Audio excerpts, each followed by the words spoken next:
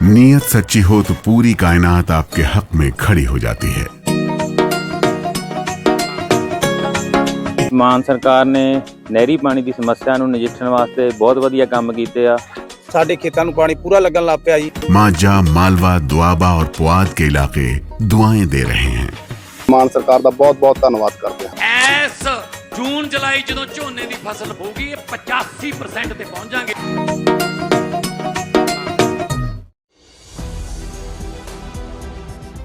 नमस्कार, मैं आकांक्षा और आप देख रहे हैं 4 PM न्यूज नेटवर्क। दोस्तों, महाराष्ट्र की राजनीति एक बार फिर से बड़े मोड़ पर खड़ी हुई नजर आ रही है। पिछले कुछ दिनों से ऐसे कई मामले सामने आए हैं जिन्होंने ये चर्चा तेज कर दी है कि क्या अब भारतीय जनता पार्टी अपने सबसे बड़े सहयोगी एकनाथ शिंदे को धीरे धीरे किनारे लगाने की तैयारी कर रही है। क्या जिस शिंदे ने कभी उद्धव ठाकरे की सरकार गिरा करके बीजेपी को सत्ता तक पहुंचाया था, अब वही बीजेपी की रणनीति का अगला निशाना बनने वाले हैं? और क्या इस पूरे खेल के पीछे केंद्रीय गृह मंत्री अमित शाह की कोई बड़ी राजनीतिक चाल है? इन्हीं सवालों ने अब महाराष्ट्र की राजनीति में नई हलचल पैदा कर दी है। चर्चा है कि अभी तक बीजेपी को महाराष्ट्र में अपनी सरकार मजबूत बनाए रखने के लिए एकनाथ शिंदे की जरूरत थी, लेकिन अब हालात बदलते हुए दिखाई दे रहे हैं। जैसे जैसे बीजेपी अपनी ताकत बढ़ाने में लगी हुई है और दूसरे दलों के नेताओं को अपने साथ जोड़ रही है, वैसे वैसे ये सवाल उठने लगा है कि क्या शिंदे की राजनीतिक अहमियत पहले जैसी रह जाएगी या फिर नहीं। यही वजह है कि अब महाराष्ट्र की राजनीति में शिंदे के भविष्य को लेकर के अटकलें तेज हो गई हैं।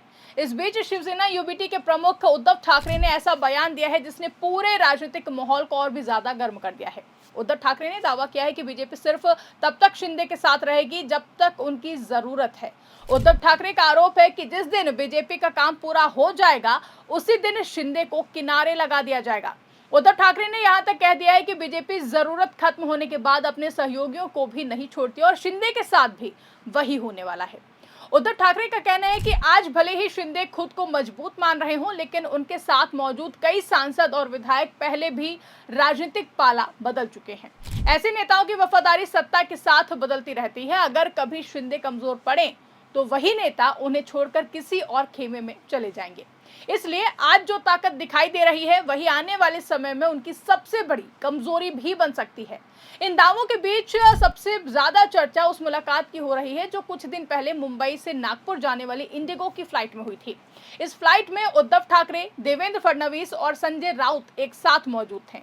यात्रा के बाद जब पत्रकारों ने उद्धव ठाकरे से पूछा कि फडणवीस से क्या बातचीत हुई, तो उन्होंने केवल इतना कहा कि बातचीत काफी महत्वपूर्ण थी और इसका असर आने वाले दिनों में दिखाई देगा। वहीं फडणवीस ने भी बातचीत के बारे में कुछ साफ नहीं कहा था, बस इतना कहा कि फ्लाइट में मुलाकात हुई थी। यहीं से राजनीतिक चर्चाओं ने और भी ज्यादा जोर पकड़ लिया। कई तरह की अटकलें लगाई जाने लगी कि आखिर ऐसी कौन सी बात हुई जिसे दोनों नेताओं ने सबके सामने नहीं रखी। इसी बीच एकनाथ शिंदे की तरफ से भी लगातार ऐसे बयान आने लगे जिनमें वो 2019 की राजनीति और उद्धव ठाकरे की भूमिका का जिक्र करते दिखाई दिए। इससे ये चर्चा और भी ज्यादा तेज हो गई कि कहीं शिंदे खुद भी बदलते राजनीतिक समीकरणों को लेकर परेशान तो नहीं है। ऐसे में सबसे बड़ा सवाल अब केंद्रीय गृह मंत्री अमित शाह की भूमिका को लेकर भी उठाया जा रहा है। उद्धव ठाकरे ने दावा किया है कि महाराष्ट्र में जो राजनीतिक घटनाएं हुई हैं उनके पीछे सबसे बड़ी भूमिका अमित शाह की रही है। उन्होंने आरोप लगाया कि उनकी पार्टी को तोड़ने की पूरी रणनीति बनाई गई ताकि महाराष्ट्र की राजनीति पर बीजेपी का कंट्रोल मजबूत हो सके। हालांकि ये उद्धव ठाकरे का राजनीतिक आरोप है और बीजेपी की तरफ से इस तरह के आरोपों को लगातार खारिज किया जाता रहा है। वहीं इसके साथ ही उद्धव ठाकरे ने एक और बड़ा दावा किया है और कहा है कि बीजेपी के अंदर भी सब कुछ ठीक नहीं चल रहा है। उनके मुताबिक अमित शाह और देवेंद्र फडणवीस के बीच भी राजनीतिक दूरी बढ़ रही है। उद्धव का कहना है कि फडणवीस का लगातार बढ़ता कद कुछ नेताओं को पसंद नहीं आ रहा है और इसी वजह से महाराष्ट्र की राजनीति में अलग अलग रणनीतियां बनाई जा रही हैं। उद्धव ठाकरे ने यहां तक कह दिया है कि महाराष्ट्र में असली राजनीतिक ऑपरेशन किसी और के खिलाफ नहीं बल्कि देवेंद्र फडणवीस के खिलाफ चलाया गया है। उनका आरोप है कि जब शिवसेना टूटी तो फिर उसका पूरा राजनीतिक फायदा एकनाथ शिंदे को मिला, जबकि पर्दे के पीछे कई फैसले किसी और स्तर पर लिए जा रहे थे। उद्धव ठाकरे का दावा है कि शिंदे को आगे करके कई बड़े नेताओं का राजनीतिक संतुलन बनाया गया है। अगर पिछले 4 साल की राजनीति पर नजर डालें तो फिर एक बात जरूर सामने आती है कि जब उद्धव ठाकरे की सरकार गिरी थी तब शुरुआत में माना जा रहा था कि देवेंद्र फडणवीस दोबारा मुख्यमंत्री बनेंगे और एकनाथ शिंदे उप मुख्यमंत्री होंगे, लेकिन अचानक फैसला बदल गया और मुख्यमंत्री की कुर्सी शिंदे को दे दी गई। उस समय ये भी खबरें सामने आई थी कि फडणवीस इस फैसले से खुश नहीं थे और उन्होंने पहले उप मुख्यमंत्री बनने से इनकार भी कर दिया था। बाद में पार्टी नेतृत्व के समझाने के बाद उन्होंने जिम्मेदारी स्वीकार की। यही मामला आज फिर से चर्चा में है। राजनीतिक विश्लेषकों का मानना है कि उस समय बीजेपी ने शिंदे को मुख्यमंत्री बनाकर शिवसेना के बागी गुट को मजबूत संदेश देने की कोशिश की थी, लेकिन अब जब बीजेपी खुद महाराष्ट्र में सबसे बड़ी ताकत बन चुकी है तो पार्टी शायद अपने सहयोगियों पर पहले जैसी निर्भरता नहीं दिखाएगी। हालांकि बीजेपी ने आधिकारिक तौर पर ऐसा कोई भी संकेत नहीं दिया है। इसी वजह से अब ये चर्चा हो रही है कि क्या बीजेपी 2029 तक महाराष्ट्र में अपने दम पर सरकार बनाने की तैयारी कर रही है। अमित शाह पहले भी पार्टी कार्यकर्ताओं से कह चुके हैं कि बीजेपी को अपने संगठन को इतना मजबूत बनाना है कि भविष्य में उसे किसी सहयोगी दल पर डिपेंड न रहना पड़े। इस बयान के बाद राजनीतिक विश्लेषक अब शिंदे की भूमिका को लेकर नए नजरिए से उसे देख रहे हैं। अगर बीजेपी का लक्ष्य अकेले चुनाव जीतना है तो फिर सबसे पहले उसके सहयोगी दलों का जनाधार कमजोर होना जरूरी माना जाता है। ऐसे में सवाल उठ रहा है कि क्या आने वाले समय में शिंदे की शिवसेना का राजनीतिक दायरा और भी ज्यादा छोटा किया जाएगा? क्या बीजेपी धीरे धीरे उसके नेताओं को अपने साथ मिलाने की कोशिश करेगी? वहीं दूसरी तरफ देवेंद्र फडणवीस की स्थिति भी काफी ज्यादा दिलचस्प मानी जा रही है। महाराष्ट्र बीजेपी का सबसे बड़ा चेहरा होने के बावजूद उन्हें कई बार राजनीतिक समझौते से गुजरना पड़ा। पहले मुख्यमंत्री पद छोड़ना पड़ा, फिर उप मुख्यमंत्री बनना पड़ा और बाद में दोबारा मुख्यमंत्री की जिम्मेदारी मिली।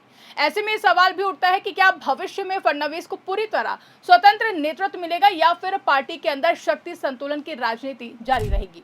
उद्धव ठाकरे के आरोपों के बाद अब ये चर्चा भी शुरू हो गई कि महाराष्ट्र में सबसे बड़ी लड़ाई सिर्फ बीजेपी और विपक्ष के बीच नहीं बल्कि सहयोगियों के भविष्य को लेकर भी है। अगर बीजेपी सच में अपने संगठन को अकेले मजबूत करने की रणनीति पर काम कर रही है तो फिर सबसे ज्यादा असर एकनाथ शिंदे की पार्टी पर पड़ सकता है।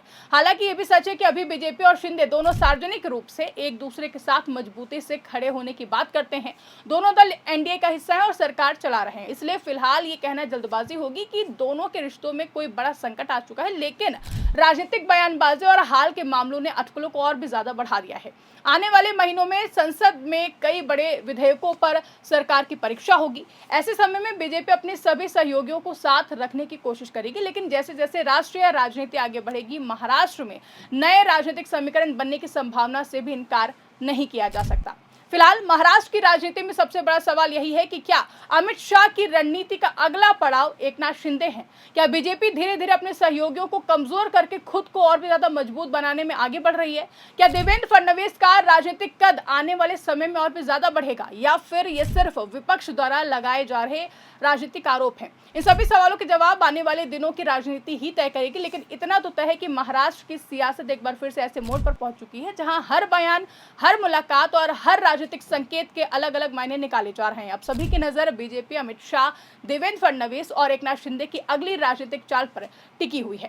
फिलहाल के लिए इस रिपोर्ट में बस इतना ही। खबर अगर आपको पसंद आई हो तो उसको ज्यादा से ज्यादा लाइक करें, शेयर करें, चैनल को सब्सक्राइब करना ना भूलें और देखते रहिए 4PM न्यूज नेटवर्क।